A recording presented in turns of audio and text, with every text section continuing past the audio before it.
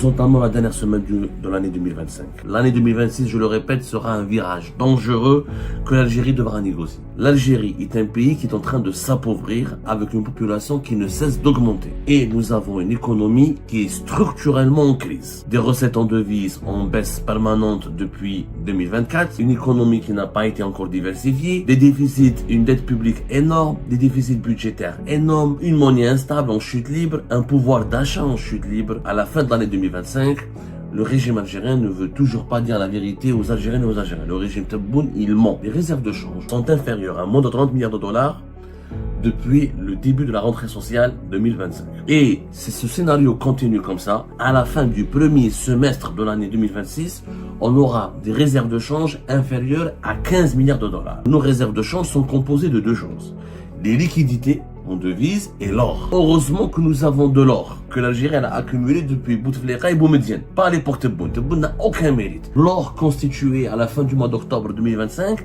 plus de 38% de nos réserves de change. Sauf que l'or, on ne peut pas l'utiliser, on ne peut pas le vendre. Qu'est-ce qu'on peut faire? On peut l'utiliser comme hypothèque pour demander des financements internationaux et pour contracter des prêts. Avec ces prêts, on pourra développer notre industrie et développer nos investissements. Mais le régime algérien ne le fait pas. Nous entamons la dernière semaine de l'année 2025. Et je crois qu'il est temps de sensibiliser les Algériennes et les Algériens sur ce qui va se passer l'année prochaine en 2026. On n'est pas Madame Soleil, mais nous avons suffisamment d'indices, d'informations, de données et de détails qui nous permettent de vous dire que l'année 2025 sera un virage dangereux que l'Algérie devra négocier. L'année 2026, plutôt, l'année 2025, on est en train de la terminer. L'année 2026, je le répète, sera un virage dangereux que l'Algérie devra négocier. L'année 2026 sera l'année de l'économie ou elle ne le sera pas. Elle ne sera que l'année de l'économie. Elle ne sera que l'année des enjeux et des problèmes économiques. Aujourd'hui, la situation économique de l'Algérie est la principale et unique source de préoccupation. Nous avons d'autres problèmes structurels, des problèmes politiques, de démocratie, de droits de l'homme, de stabilité politique des institutions, de clanisme du régime algérien. Ça, c'est des problèmes qui sont devenus malheureusement mineurs et insignifiants par rapport aux défis économiques que l'Algérie devra soulever pour l'année prochaine. L'Algérie est un pays qui est en train de s'appauvrir avec une population qui ne cesse d'augmenter. Cette année 2025, nous sommes déjà à 48 millions d'habitants et quelques. L'année 2026, on va dépasser la barre des 49 millions d'habitants. Et pour s'approcher et dépasser la barre des 50 millions d'habitants à partir de 2027. Et nous avons une économie qui est structurellement en crise. Des recettes en devises en baisse permanente depuis 2024.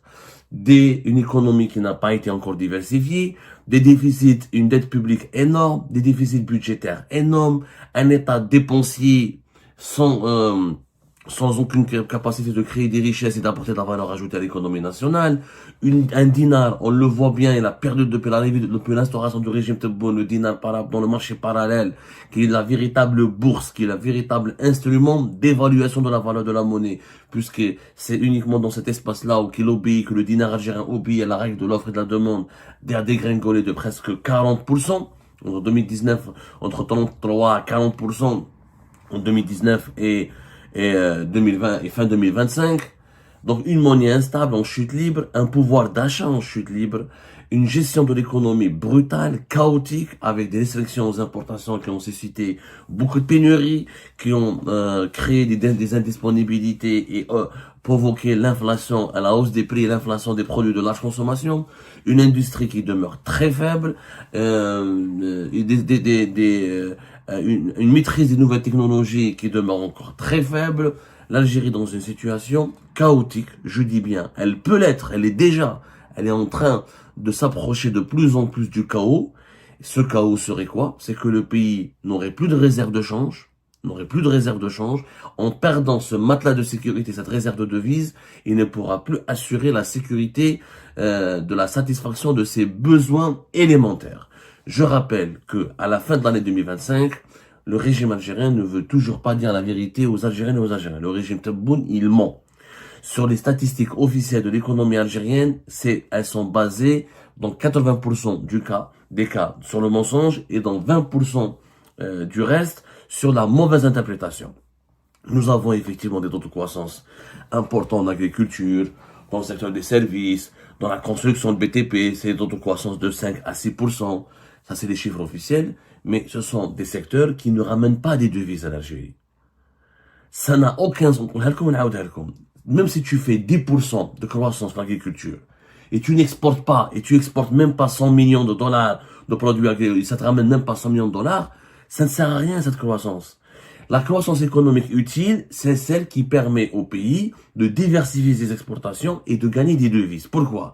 Parce que nous sommes dépendants des devises pour pouvoir acheter les matières premières agricoles, pour acheter les armes pour notre sécurité nationale, pour importer les équipements industriels pour développer notre industrie, pour les besoins, des produits de large des biens de consommation pour les besoins de la population algérienne, pour les médicaments, on a besoin de devises. Quand tu tous les calculs et les variantes des chiffres économiques annoncés par les autorités algériennes en dinars concernant un taux de croissance interne n'ont aucun sens. Alors, ça veut dire la balance des paiements ou la balance commerciale. Combien tu exportes, combien tu importes. La consommation intérieure, elle est en dinars. Le dinar est une monnaie faible, artificielle, en chute libre, et elle n'est même pas convertible. Donc, ça te permet, la consommation interne, elle est limitée parce que tu as un pouvoir d'achat qui est faible. Et les Algériennes et Algériens ne consomment que ce que nous les autorisons à consommer. C'est-à-dire tout ce qui est autorisé à être importé et tout ce qui peut être produit localement. Or, la production locale est très faible. Dans tous les secteurs économiques, on n'est pas souverain. En agriculture, on produit pas ni le blé, ni le soja, ni le lait que nous consommons, etc. En industrie, on produit aucune machine qu'on pourrait utiliser pour développer pour assurer notre développement industriel. Les médicaments, 50% de nos médicaments sont importés, ou les matières premières pour fabriquer ces médicaments sont importées. Nous sommes ultra dépendants de l'étranger. Nous sommes non seulement ultra dépendants, mais nous sommes un pays qui ne peut être que connecté à la mondialisation. Aujourd'hui, il n'y a pas un pays qui est souverain économiquement dans tous les secteurs. Ça n'existe pas. Il y a des pays qui ont des taux de souveraineté élevés et d'autres qui ont des taux de souveraineté très bas. Nous sommes dans le cas dans les pays qui ont dans certains secteurs un taux de souveraineté moyen et dans d'autres secteurs comme l'industrie par exemple, comme l'agriculture, un taux de souveraineté très bas puisque nous devons importer une dizaine de milliards de dollars chaque année pour pouvoir satisfaire les besoins élémentaires de la population. La problématique actuelle de l'Algérie, c'est que sa gestion qui a été basée sur la préservation des réserves de change, cette doctrine va s'effondrer en 2026. Nous l'avons déjà révélé. Le régime Tebboune a voulu nous démentir. Nous allons vous dire aujourd'hui toute la vérité, rien que la vérité. Les réserves de change, on a les réserves de change de l'Algérie, en liquidité. Ce que nous avons en dollars, en devises, sont inférieurs à moins de 30 milliards de dollars depuis le début de la rentrée sociale 2025. À la fin de l'année 2025, cette année, on risque d'avoir nos réserves de change, elles vont baisser jusqu'à 25 milliards de dollars. Et si ce scénario continue comme ça, à la fin du premier trimestre, ou à la fin plutôt, on va être optimiste. Ça, c'est les projections les plus optimistes. À la fin du premier semestre de l'année 2026, on aura des réserves de change inférieures à 15 milliards de dollars. Je parle en liquidité. C'est-à-dire les liquidités que nous avons en stock en devises, que ce soit en euros ou majoritairement en dollars, qui sont gérées par la Banque d'Algérie. Ça, c'est les liquidités. Pourquoi les liquidités baissent? Parce que réserve de change en Algérie, ce que le gouvernement algérien ne dit pas, ou les mensonges du régime Tebboune, c'est que nos réserves de change sont composées de deux choses. Les liquidités en devises et l'or. Heureusement que nous avons de l'or, que l'Algérie a accumulé depuis Bouteflika et Boumediene. Pas à l'époque Tebboune. Tebboune n'a aucun mérite. Mais avant de parler de l'or, soyez concentrés s'il vous plaît, c'est une émission importante, on va parler des liquidités. Les liquidités des réserves de change, elles baissent. Pourquoi? Parce que depuis 2022, on a eu une année phare, le prix du baril du pétrole était élevé, le prix du gaz était élevé, on a gagné beaucoup d'argent, une soixantaine de milliards de dollars, mais nous n'avons rien investi. C'est-à-dire que nous n'avons pas profité de cette opportunité. D'ailleurs, le fait de gagner uniquement 61 milliards de dollars, c'était très peu. Si le pays était bien géré et si les outils de production du gaz et du pétrole étaient très bien gérés, l'Algérie aurait pu gagner au moins, au-delà, entre 70 à 80 milliards de dollars. Déjà, on a raté le coche en 2022. Ça, le régime Tebboune ne veut pas le reconnaître parce qu'à l'époque, on était les seuls à le dire. Sonatrach était mal géré. Le clan Tebboune avait détruit Sonatrach à travers ses purges contre les anciens, contre les cadres de l'ancienne administration d'Abdelmamoun Al-Qaddour. Les anciens projets d'Abdelmamoun Al-Qaddour ont été bloqués. Tout ce qui était ambitieux et novateur qui a été entrepris à l'époque de Bouteflika a été cassé, stoppé, gelé par Abdelmajid Tebboune, prétextant les conséquences de la crise sanitaire. Ça n'a rien à voir avec la crise sanitaire. Geler des projets de production, geler des projets des investissements étrangers, bloquer des investisseurs étrangers comme Total, comme les Chinois, dans le phosphate par exemple, etc. Ça a tout simplement bousiller l'appareil de production nationale et nous n'avons pas suffisamment exporté de gaz et de pétrole pour pouvoir profiter de l'embilé des prix de 2022-2023 avec la guerre en Ukraine. 63 à 64 milliards de dollars nous avons gagné, on va arranger jusqu'à 65. L'Algérie aurait pu gagner entre 75 à 80 milliards de dollars au minimum.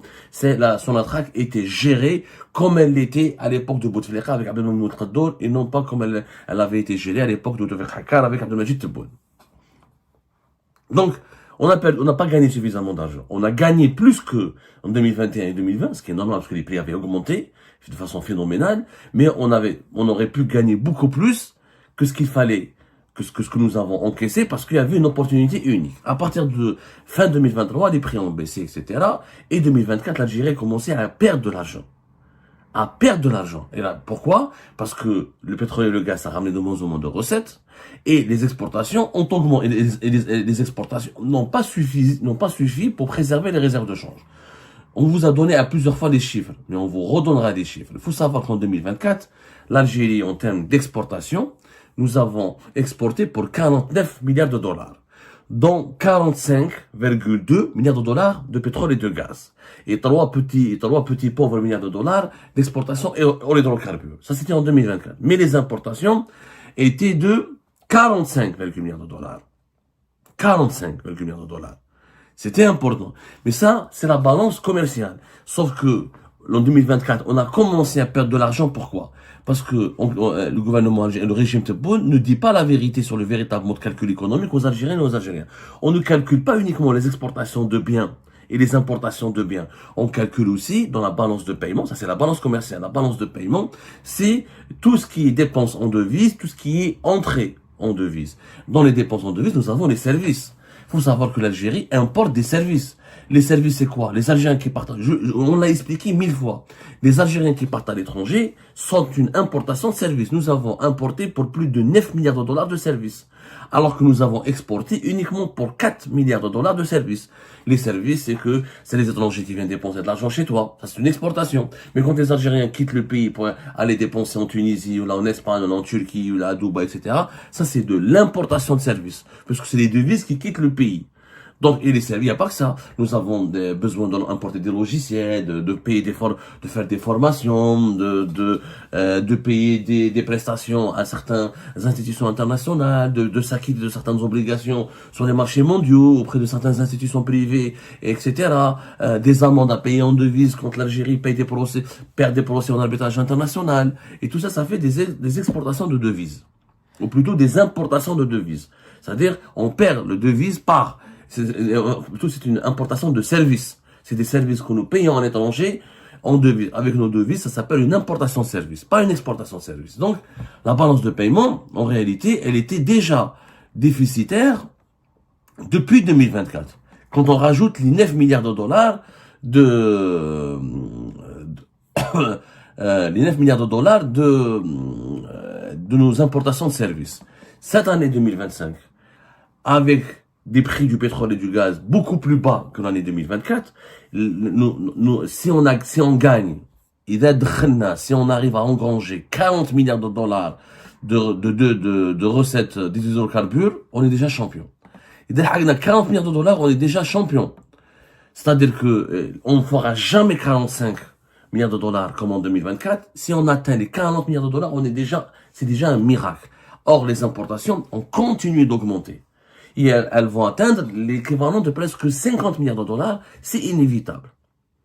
Malgré toutes les restrictions qui ont été imposées depuis le mois de juillet 2025 par le régime Tebboune, avec le dispositif qui a été mis en place par le ministère du Commerce extérieur, Kamel Rezik, etc., dont le principal artisan était Kamel Rezik, ça n'empêchera pas la mécanique des imports. Tu ne peux pas ne pas importer.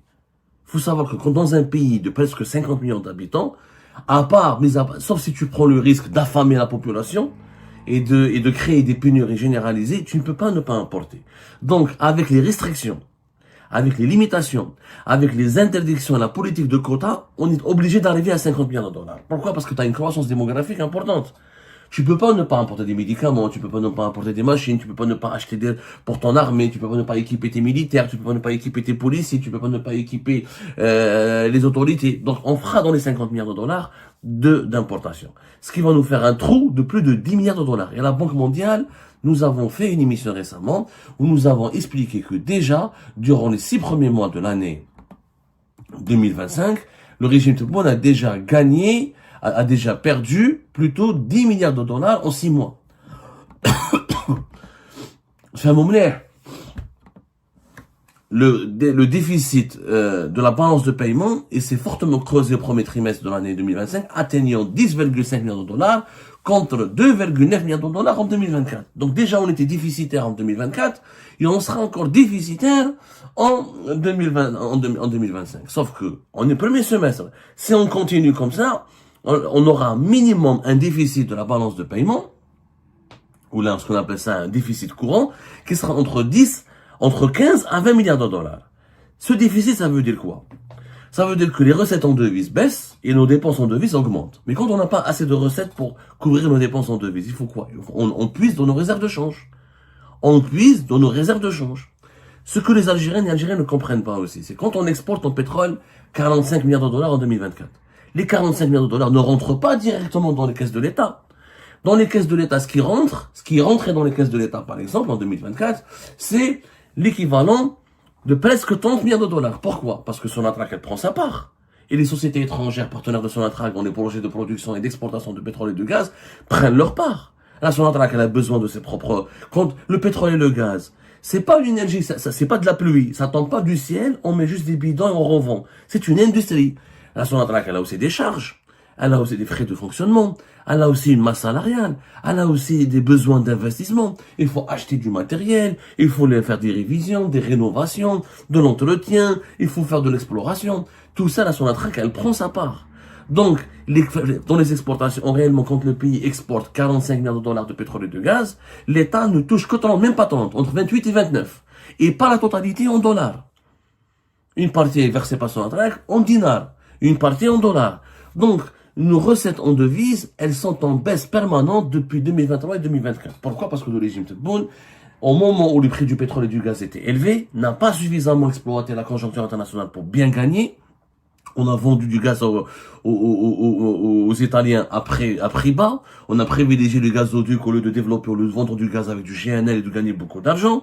On n'a pas investi dans une industrie pétrochimique pour vendre des produits dérivés du pétrole beaucoup plus chers, qui auraient pu rapporter de l'argent beaucoup plus que lorsqu'on va vendre du baril de pétrole pur. Les produits gaziers, on n'a pas développé une industrie gazière, surtout le GNL. Le GNL, c'était le gros ratage de Tebboune. Au lieu de vendre du gaz via des navires méthaniers qui coûtent 2-3 fois plus cher que le gaz que nous vendons dans les gazoducs. Tebboune a préféré faire plaisir aux Italiens pour gagner leur soutien et leur amitié, et nous avons perdu 10 milliards. Si on avait vendu notre gaz avec du GNL et non pas avec des gazoducs, on aurait triplé nos revenus en 2022. Il y a eu tous ces ratages-là, les réserves de change Narso. Juin 2025, ils étaient à moins de 39 milliards de dollars. Début de la rentrée sociale, ils étaient à moins de 30 milliards de dollars. Tebboune, quand il dit que nous sommes à une soixantaine milliards de dollars, ou d'autres disent qu'ils sont à une 70, tout ça, il calcule l'or en Algérie, nos réserves de change. Donc je vous ai expliqué pourquoi les réserves de change elles baissent, parce que on dépense beaucoup plus en devises, que ce soit en importation de biens, en importation de services, que ce soit en fonctionnement. L'armée, dans son budget, quand elle achète des armes, etc., c'est en devises, c'est pas en dinars. La présidence, elle a aussi des devises. On en parlera, il y a pas mal. L'État lui-même consomme beaucoup de devises pour les policiers, pour l'armée, pour le fonctionnement de l'État, pour les entreprises publiques, etc. Air Algérie, quand elle importe quand elle importe des avions, quand elle fait réparer ses avions, c'est en devises, c'est pas en dinars. Donc l'État algérien dépense beaucoup de devises. Les réserves de change ont baissé continuellement parce que nos recettes en devises ont baissé continuellement et que nos besoins de fonctionnement, nos besoins en investissement, nos besoins d'exploitation de toutes les d'exploitation économique, d'exploitation nos besoins de satisfaction des besoins de satisfaction de tout ce qui est besoins nationaux, alimentaires, industriels, sécuritaires, militaires, doivent être satisfaits par des dépenses en devises. Tu dépenses plus, tu gagnes moins. Donc ça crée un écart. L'écart, pour le couvrir, il faut puiser dans tes réserves. C'est comme un père de famille, son salaire baisse, mais ses revenus, ses dépenses pour ses enfants augmentent. Pour couvrir les deux, il doit faire quoi? Il doit puiser dans une tirelire, dans ses réserves, pour essayer de couvrir les deux. Et du coup, les réserves de change, elles baissent. Le dollar nous fait les billets de banque ne font pas de bébé. Ils ne se multiplient pas. J'essaie d'être le plus pédagogue, le plus terre à terre pour que les gens comprennent. Qu'est-ce qui nous reste de solide dans nos réserves de change? Les liquidités bancaires, elles baissent parce que l'État est obligé de les utiliser pour couvrir la balance, le compte courant, ce qu'on appelle le déficit courant au niveau de la balance de paiement, et pour répondre et pour financer les achats à l'étranger, financer les dépenses les plus stratégiques. Alimentaires, sécuritaires et militaires, et quelques autres dépenses pour la production industrielle du pays. Il reste quoi? On a de l'or. Ce qui sauve l'Algérie aujourd'hui, c'est que nous avons l'or. Effectivement, l'or, nous sommes depuis 2024 le premier pays africain en termes de réserve d'or. Nous avons plus de 174 tonnes d'or. Ce qui nous permet aujourd'hui, à 174, à 173,5, mais normalement, le chiffre le plus exact, le plus précis, c'est 173, voilà, c'est 173,5 tonnes. Ça n'a pas bougé, 173,5 tonnes. C'est aujourd'hui, grâce à l'augmentation, parce que si le prix du gaz et du pétrole ont beaucoup baissé, ont chuté, heureusement que les prix de l'or n'ont pas cessé d'augmenter, ont pratiquement même doublé par rapport à 2020, entre 2024, 2025 et 2022, entre 2020 et 2025, en 5 ans, l'once d'or, elle a dépassé les $4,000, donc c'est un doublement par rapport à 2020, et si l'once d'or était à $3,992, l'once d'or à la fin de à la fin de ce mois de décembre en 2025, elle est à $4,400. Ce qui nous fait que les 173,5 tonnes d'or de l'Algérie valent aujourd'hui plus de 25 milliards. Nous avons donc 25 milliards de dollars de réserves d'or. Les réserves d'or sont calculées ce que les dirigeants algériens ne disent pas à leur population. Les réserves d'or sont calculées dans la structure financière du pays. C'est-à-dire qu'ils sont calculés dans la structure officielle des réserves de change. La Banque d'Algérie intègre dans ses réserves officielles la valeur du marché de l'or. C'est-à-dire que si nous avons moins de 30 milliards de dollars en liquidité bancaire, et ce chiffre va baisser à moins de 20 milliards de dollars au cours du premier semestre de l'année 2026, parce que l'Algérie sera toujours obligée de financer son déficit du compte courant et de financer ses importations et ses multiples dépenses, même de fonctionnement, mais qui sont en devise. On a au moins la seule partie de nos réserves de change qui ne va pas baisser, c'est l'or, et qui va continuer d'augmenter. L'or constituait à la fin du mois d'octobre 2025 plus de 38% de nos réserves de change. À la fin de l'année 2025, à la fin de décembre 2025, il constitue plus de 42% de nos réserves de change. C'est-à-dire que on a 25 milliards de dollars pour le moment, qui sont là, c'est de l'or. Ou le berry, la totalité de nos réserves de change, on va dire, elle est entre 47 et 50 milliards de dollars. Le chiffre le plus précis, c'est 48 milliards de dollars. Mais en liquidité, elle a une vingtaine de milliards de dollars. C'est-à-dire, il nous reste entre 22 et 23 milliards de dollars de liquidités bancaires. Ces liquidités vont baisser à moins de 15 milliards de dollars à la fin du premier semestre 2026. Parce que, malheureusement, on ne va pas diversifier notre production. En 6 mois, nous n'allons pas affamer la population. L'armée nationale et populaire devra toujours payer ses achats d'armes. Il faudra toujours payer certains services à l'étranger. Il faudra toujours assurer certaines dépenses à l'étranger en devises. Et le prix du baril du pétrole et du gaz ne va pas augmenter. Les prix ne vont pas augmenter significativement au cours du premier trimestre, ou au cours du premier semestre de l'année 2026. Donc les liquidités vont disparaître. Petit à petit vont disparaître. Et à la fin de l'année 2027, peut-être même avant la fin de l'année 2026, on n'aura plus de liquidités bancaires en réserve de change. Si la gestion de l'économie nationale ou de l'économie algérienne perdure de cette manière, ou 2026, ou 2027, il n'y aura plus de réserve de change. On a l'or, sauf que l'or, on ne peut pas l'utiliser. Vous savez, le Liban est un pays en faillite. Il a beaucoup plus d'or que l'Algérie.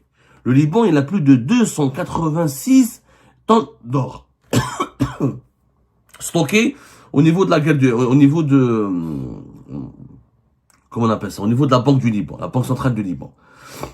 Donc c'est un pays qui est plus, en termes d'actifs d'or, il est beaucoup plus riche que l'Algérie. Mais est-ce que le Liban est un pays riche? L'or, on ne peut pas le vendre, à moins qu'on peut le vendre et financer nos besoins. Mais on sera perdant, parce que d'abord, 25 milliards de dollars, c'est pas énorme. De deux, sa valeur va continuer d'augmenter. Donc, si tu le vends, tu vas perdre de l'argent. Alors, tu risques de gagner si tu le gardes.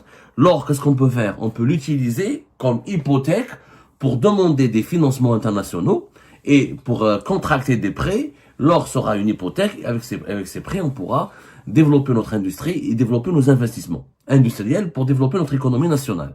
C'est ce que l'Algérie devra faire. Si on était dirigé par des dirigeants intelligents, on devrait absolument faire cela.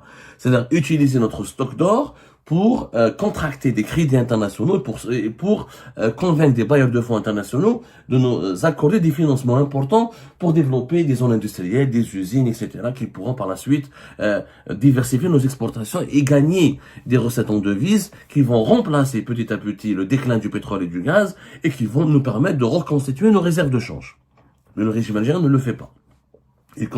On utilise pour le moment l'or comme une sécurité financière.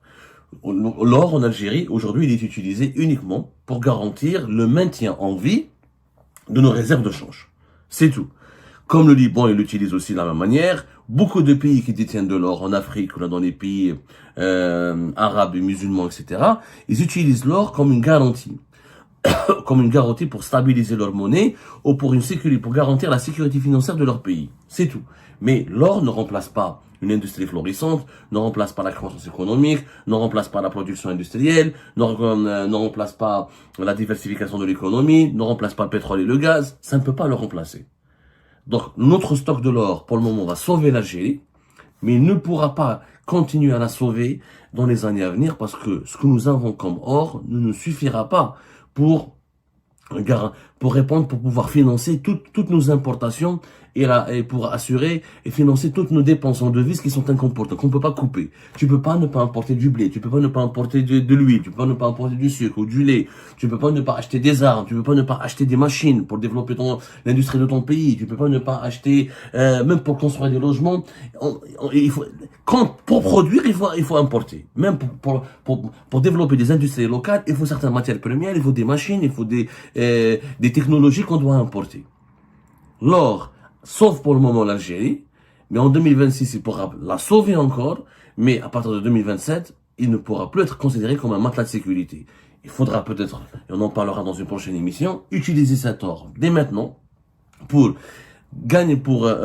demander des financements internationaux, pour faire des levées de fonds au niveau des bailleurs de fonds internationaux et ramener des investissements et contracter des prêts pour financer le développement économique. Si on ne le fait pas en urgence, je peux vous assurer qu'à partir de 2028-2029, on risque d'être dans une situation de précarité économique très très avancée. Et ben c'est la fin de cette vidéo les amis. Je vous remercie comme d'habitude pour avoir suivi jusqu'à la fin. N'oubliez pas de nous laisser vos commentaires et vos réactions sur la vidéo et de vous abonner à la chaîne si vous n'êtes pas encore abonné. Et merci aussi pour vos commentaires et vos discussions très animées dans la section des commentaires. Donc, vous n'oubliez jamais de décortiquer bien un sujet sur tous les points qui ont été abordés dans la vidéo et ça fait vraiment plaisir quand moi-même je ne fais pas de commentaires, je m'appuie sur vous pour que vous puissiez bien expliquer les choses et en faire des discussions civilisées et dans tout le respect possible. Donc voilà, merci beaucoup et à la prochaine dans une nouvelle vidéo. Au revoir.